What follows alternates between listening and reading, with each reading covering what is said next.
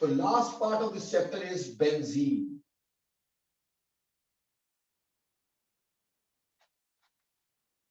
देखो बेटा, before anything we study with that benzene, पहले तो बेंजीन के स्ट्रक्चर के बारे में बहुत कुछ समझना जरूरी है।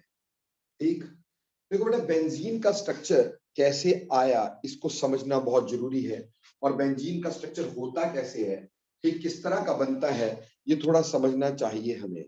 Just a second, I have to focus my camera. थोड़ा सा गड़बड़ आ रहा है क्योंकि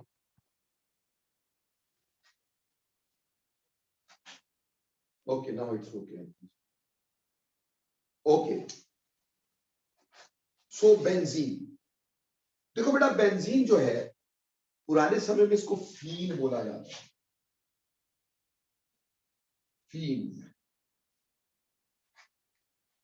इसलिए इसके रेडिकल को आज भी फिनाइल रेडिकल बोलते हैं। ठीक, देखो बेटा, इसके जो स्ट्रक्चर थे उसके लिए बहुत बड़ा क्योस था। क्यों? अगर बेंजीन का फॉर्मूला देखें तो C6H6, that shows high degree of unsaturation. क्योंकि अगर बेटे हमारे पास एल्केन होता तो C6H14 होना चाहिए था, C6H14 होना चाहिए था, जबकि यहां पे H6 है, तो DU कितना आ रहा है? 8 डिवाइडेड बाय 2, 8 हाइड्रोजन कम है। ठीक, 8 डिवाइडेड बाय 2, ये DU है। मतलब यहां तो 4 डबल बॉन्ड होने चाहिए, या 4 रिंग होने चाहिए, 4 रिंग बन नहीं सकते, या 4 डबल बॉन्ड होने चाहिए, या 1 रिंग 3 डबल बॉन्ड होने चाहिए, या 2 रिंग 2 डबल बॉन्ड होने चाहिए, या फिर ट्रिपल बॉन्ड होने चाहिए। High degree unsaturation, high degree unsaturation होनी चाहिए। इसलिए बेंजीन के स्ट्रक्चर का कुछ पता ही नहीं चल रहा। बहुतों ने बहुत कोशिशें की, जैसे बेंजीन के हमारे पास स्ट्रक्चर पहले पहले क्या दिए गए, एक स्ट्रक्चर ऐसा दे दिया गया, बोला साइकिल है और ये कॉमन क्लाउड की तरह बॉन्ड बना दिया, ऐसा एक स्ट्रक्चर बना दिया। ये हमारे पास जो है बेयर्स आर्मस्ट्रॉन्ग स्ट्रक्चर कहलाता है, Baeyer's Armstrong structure, this is Baeyer's Armstrong structure. ठीक है जी, कोई भाई ऐसा था, उसने बोला चलो साइकिल हो सकता है, लेकिन बोला ये और ये कार्बन आपस में जुड़ते हैं, ये और ये आपस में बॉन्ड बनाते होंगे, ये आपस में बॉन्ड बनाते होंगे, इसको क्लाउस डायगोनल स्ट्रक्चर बोला गया, क्लाउस डायगोनल स्ट्रक्चर बोला गया। इसी तरह से हमारे पास एक ऐसा स्ट्रक्चर भी बना दिया जिसको लेडरबर्ग प्रिज्म स्ट्रक्चर बोलते हैं, प्रिज्म की तरह का। ठीक, ये लेडरबर्ग प्रिज्म स्ट्रक्चर है, प्रिज्म स्ट्रक्चर। ठीक, पर इसमें किसी में भी अनसैचुरेशन नहीं दिख रही, जबकि इसमें हाई डिग्री अनसैचुरेशन है भाई, there is lot of unsaturation. तो एक साइंटिस्ट था देवार, उसने अपने स्ट्रक्चर ऐसे दे दिए, बोला मैं अनसैचुरेशन भी शो कर देता हूं। ये देवार स्ट्रक्चर थे।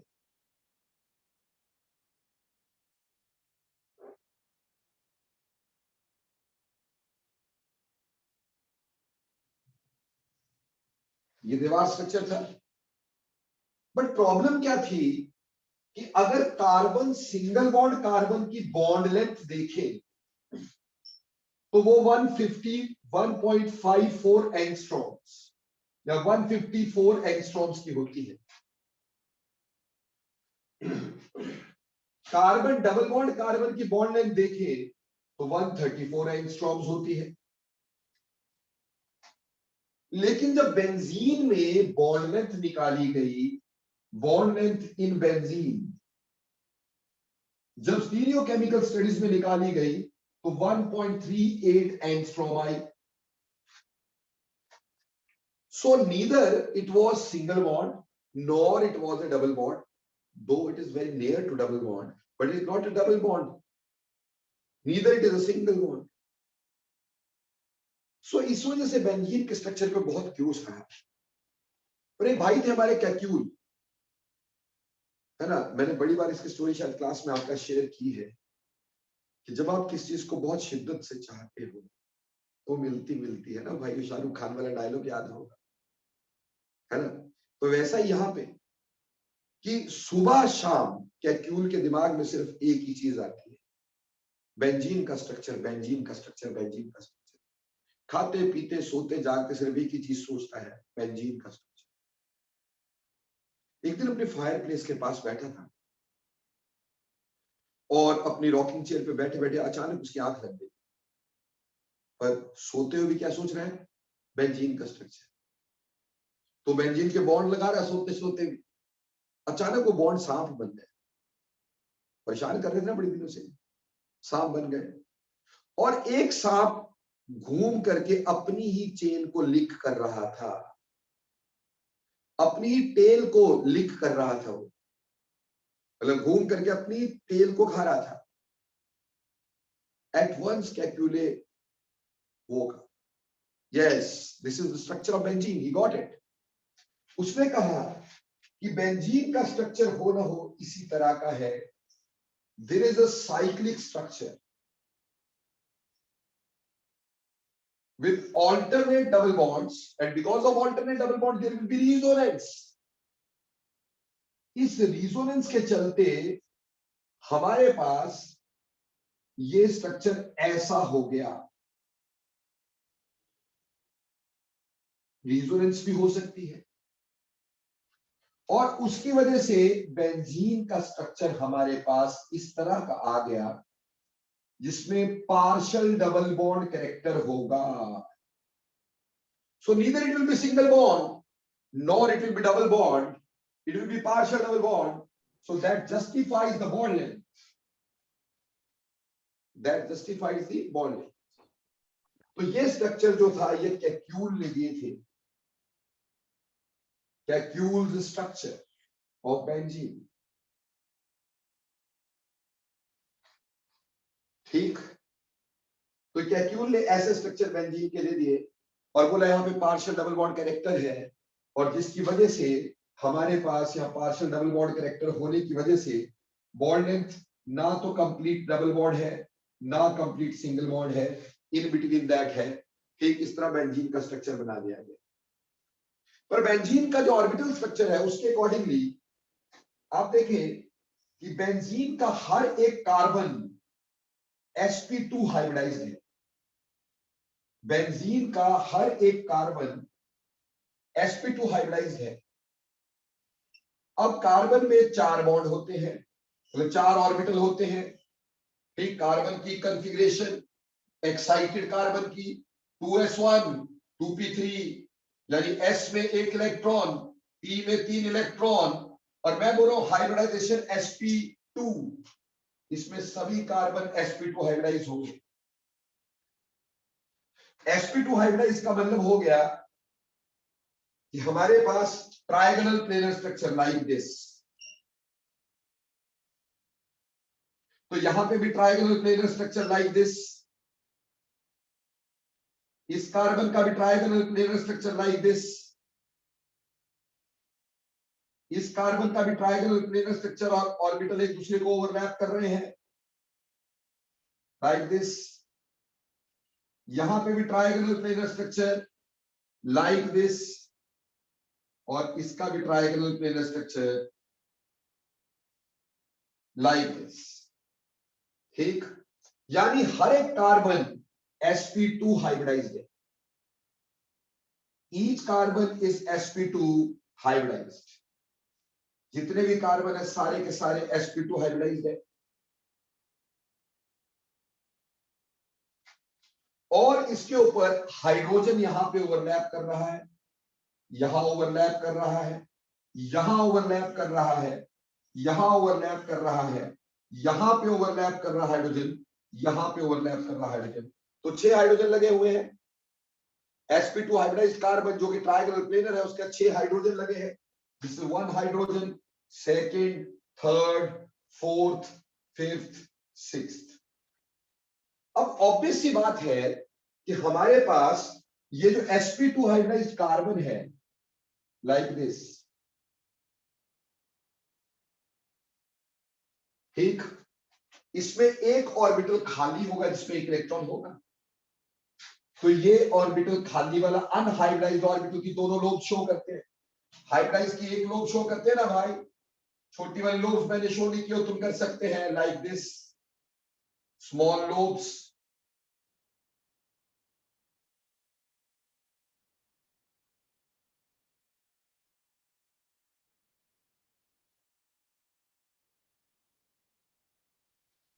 ठीक है जी, क्लियर। अब ये जो अनहाइब्रिडाइज्ड ऑर्बिटल है बेटा, अनहाइब्रिडाइज्ड ऑर्बिटल की दोनों लोब शो की जाती है। ये मैंने अनहाइब्रिडाइज्ड ऑर्बिटल बताए हैं इसके बेंजीन। अब इसमें आपस में पाई बॉन्ड बनता है। अगर इसमें पाई बॉन्ड बन गया तो एक छोड़ के अगले में बनेगा पाई बॉन्ड, एक छोड़ के अगले में बनेगा पाई बॉन्ड। बट इसमें रिजोनेंस है, और रिजोनेंस के चलते हमारे पास ये मॉलिक्यूल में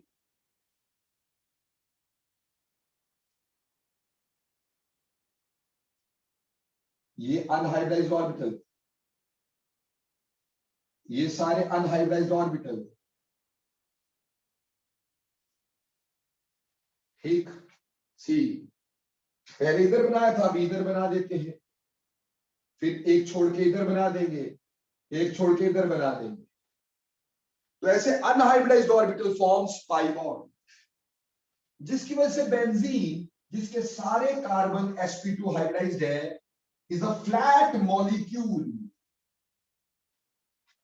ये फ्लैट मॉलिक्यूल है, एक प्लेन में है, और pi electron cloud above the plane, ये पाई इलेक्ट्रॉन क्लाउड बता रहा हूं, ये अबव द प्लेन रोटेट कर रहा है, and that is also rotating below the plane. समझ में आया? So benzene ring is a flat molecule. Flat की लुक देने के लिए मैं थोड़ा सा यहां से मोटा कर रहा हूं ताकि तुम्हें फ्लैट सा रिंग नजर आए।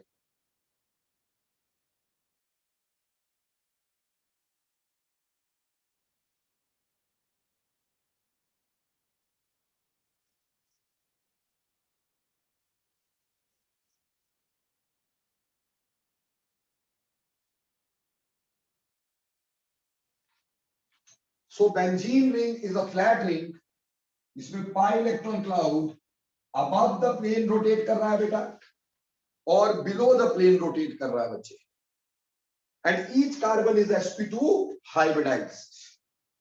तो अगर आपको कल को बेंजीन का ऑर्बिटल स्ट्रक्चर पूछते हैं तो कैसे बताएंगे? आप बोलोगे बेंजीन का हर एक कार्बन sp2 हाइब्रिडाइज्ड है, ठीक, ऐसे स्ट्रक्चर बना देंगे जिसका 6 के 6 H भी जुड़े हुए हैं, और इसमें जो अनहाइब्रिडाइज्ड ऑर्बिटल्स हैं they are forming pi bonds, and therefore benzene becomes a flat molecule, planar molecule, planar है।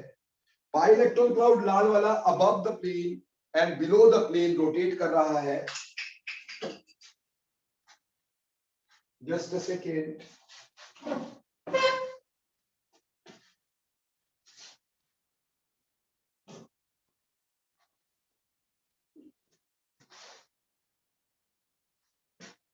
so this is pi electron cloud revolving above the plane and revolving below the plane, ठीक, and it is a flat molecule।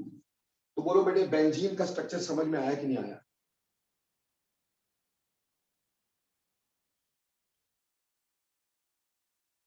Okay, this was the structure of benzene.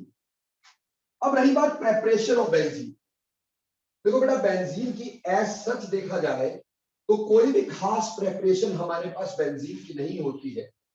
Benzene को हम fractional distillation of coal टार के आगे निकालते हैं बेटा, ठीक। Otherwise laboratory में कोई खास प्रेपरेशन इसकी नहीं होती। Yet we have certain methods जिससे हम इसको बना सकते हैं। तो चलिए प्रेपरेशन ऑफ बेंजीन की बात भी फटाफट से कर लेते हैं कि how do we prepare benzene. Preparations,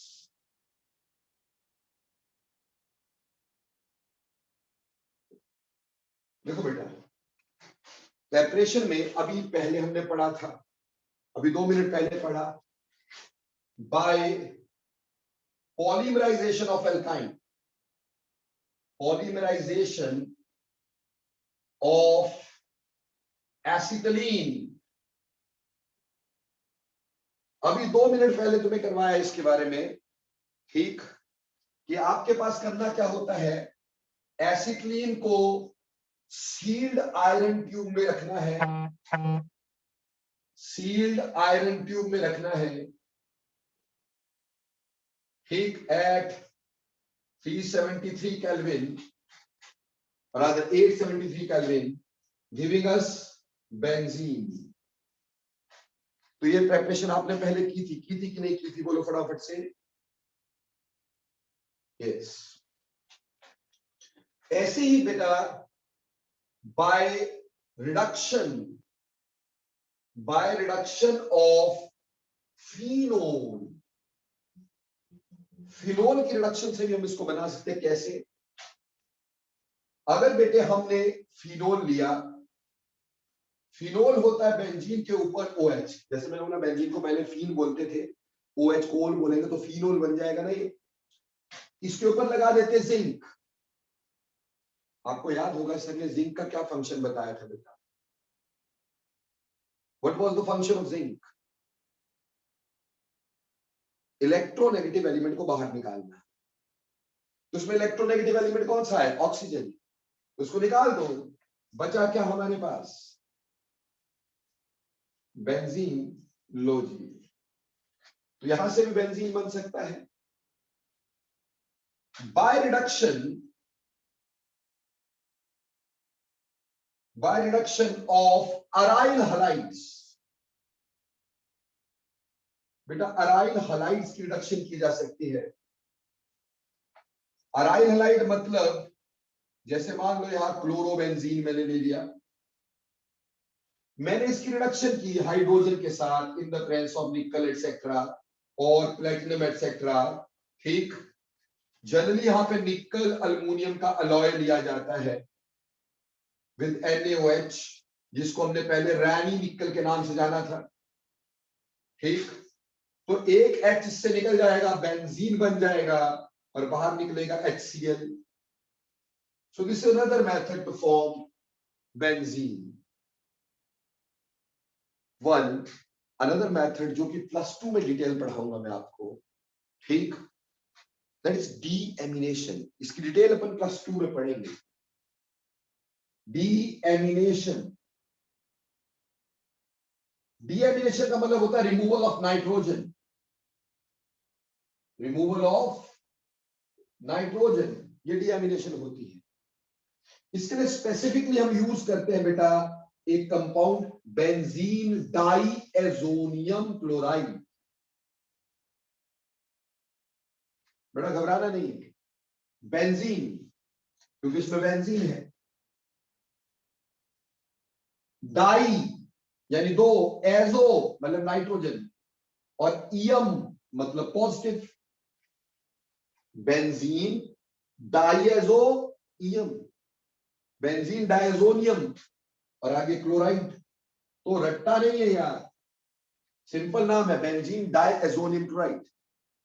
इसकी डीएमिनेशन की जाती है with the help of hypophosphorous acid and water in the presence of copper 1 positive as catalyst।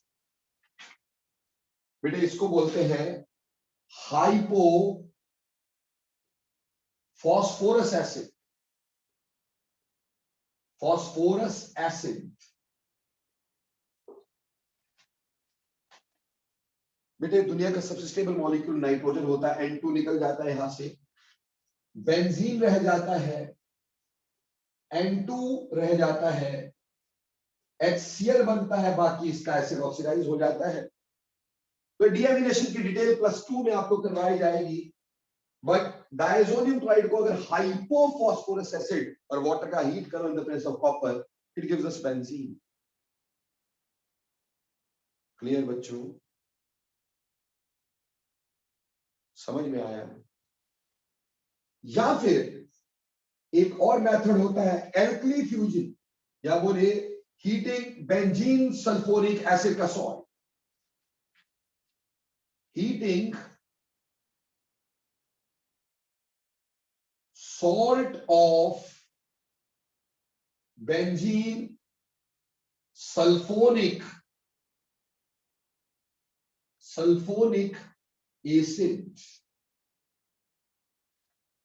बेटा बेंजीन सल्फोनिक एसिड के सॉल्ट को जब हीट करते हैं, सल्फोनिक एसिड हो गया SO3H, पहले इसका सॉल्ट बनाया, इसका NaOH को रिएक्ट करवाया, तो ये एसिड है, यहां से H और OH बाहर, और बन गया sodium salt of benzene sulphonic acid. ठीक, इसको बहुत स्ट्रांगली हीट किया जाता है बच्चे। Clear? Obviously in the presence of hydrogen, तो हमारे पास यहां बेंजीन बन सकता है। ठीक, क्लियर? तो ये तरीका रहता है एक और बनाने का, heating sodium salt of benzene sulphonic acid. लेकिन जो उसकी लेबोरेटरी प्रेपरेशन है, laboratory preparation, that is nothing soda lime decarboxylation of benzoic acid. क्या? Soda lime decarboxylation of benzoic acid, benzoic acid के सोडा लाइम डीकार्बोक्सिलेशन। तो जैसे मैंने पहले बेंजोइक एसिड लिया,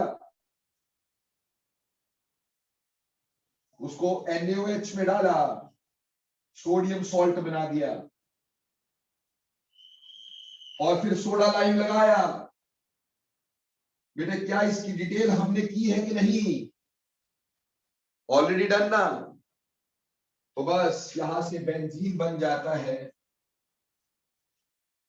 ठीक, बाकी carbon dioxide is obviously given off, and carbon dioxide is absorbed by NaOH। Detail already is done, already इसकी पूरी डिटेल डीकार्बोक्सिलेशन की मैं करवा चुका हूं इन एल्केन्स। तो ये लेबोरेटरी प्रिपरेशन है इसकी, soda lime decarboxylation of benzoic acid. ये 6 मेथड है जिससे बेंजीन बनाई जा सकती है। बोलो बेटा, बेंजीन बनानी समझ में आ गई कि नहीं आई? ओके बच्चों, अब आएगी properties of benzene, will do in the next lecture, but please don't leave.